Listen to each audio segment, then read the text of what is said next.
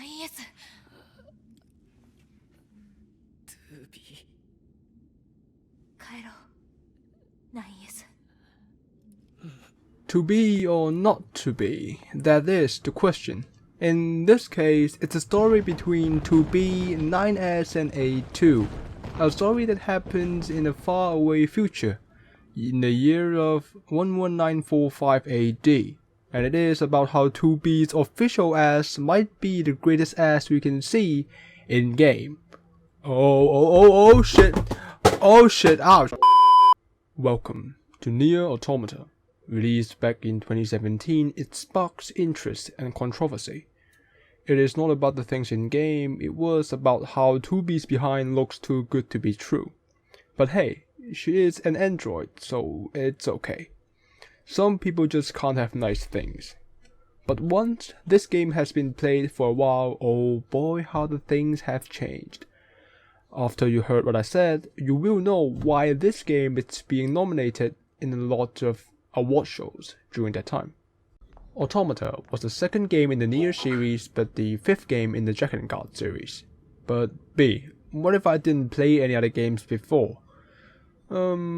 Apparently someone watches my video, but yeah. Although you miss some of the reference and Easter eggs, this game has a separate story than the other games, so just feel free to get your hands on, you won't miss anything important. It is an action bullet hell semi-open world game as I would like to describe this game. So just hold onto your black box, dodge those projectiles and prepare for an emotional ride. The story starts by 2B and her comrades participating in an initial invasion mission under Team Yoruha, the last fort of humanity that's stationed on the bunker near the moon ever since the attack from the aliens and the machines.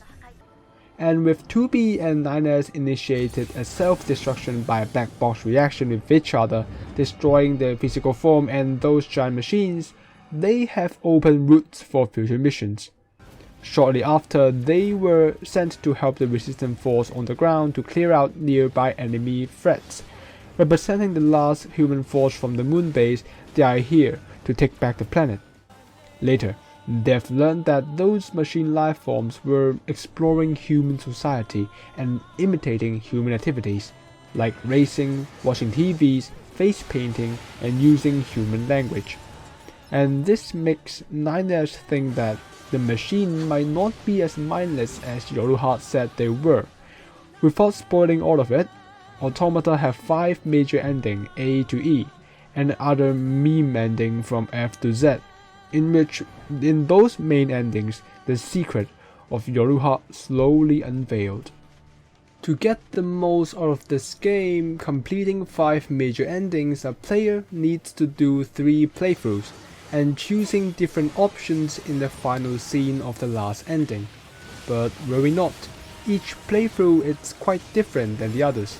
By controlling 2B, 9S or A2, you can use different playstyles to get through various submissions.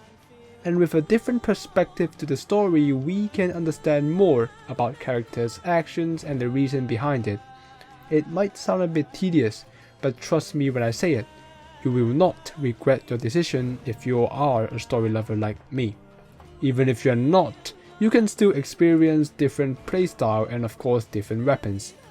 On to the combat and different style of approach, and this game's combat style is separated into 2 major styles. Normal battle style by using weapons and projectiles, and hacking, only able to be performed by 9S. For the normal battle style, it's just clean, crisp combo city. I mean, it's by Platinum Games, the creators of Bayonetta and Metal Gear Rising Revengeance. You can expect great things from them. From small to large sword, spears and combat braces, switching between 2 of them, juggling your foes like you are in a circus show, combining with your pod companion, you can do some crazy stuff like this.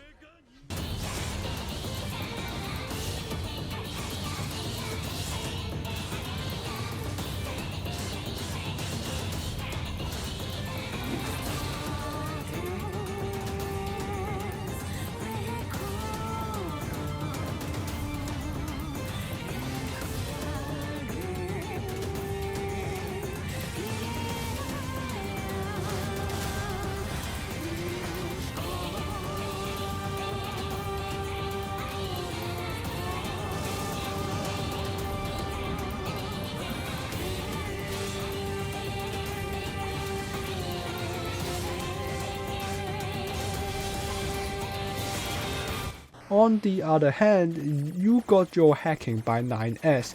This brings back memories to the good old days, games like Asteroids on Atari. It's a 3D bullet hell minigame. You've got 3 lives. Don't lose all of them or else the hacking will fail. Some of the stages are pretty challenging, but because hacking is pretty effective at dealing a high amount of damage, pretty much every encounter unless it's unhackable will result in me just go in and hack the enemy. Since 9S does not have many combo options, hacking will be his main gig during his playthrough.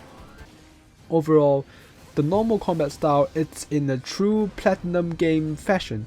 Fast paced, smoke is sexy style! Oops, I mean wrong game. It might take some time to getting used to, but when you land that big boy combo, it's a real treat.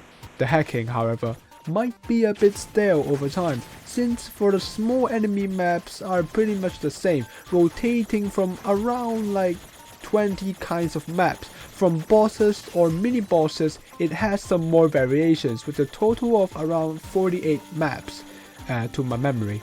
But of course they are bosses, you won't be going up against them all the time. At least you can listen to an 8-bit version of the original soundtrack, and that's pretty good.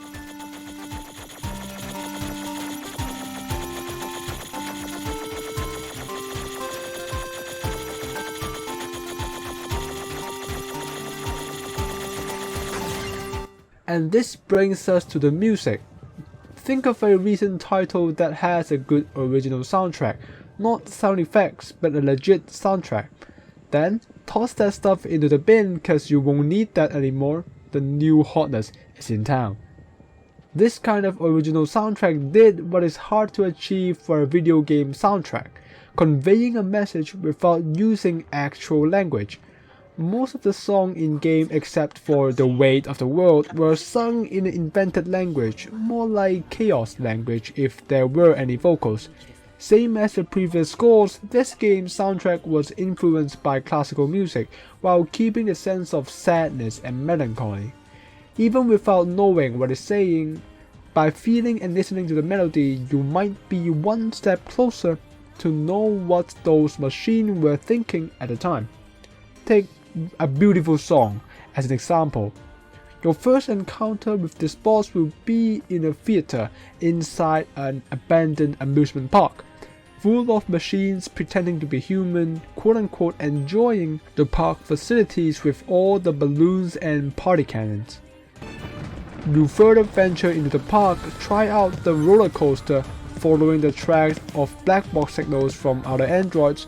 You manage to get into the theater, greeted by the boss called Simone, or Beauvoir in the Japanese version, baited androids with signals, then hack into the androids to eat their flesh to become more beautiful.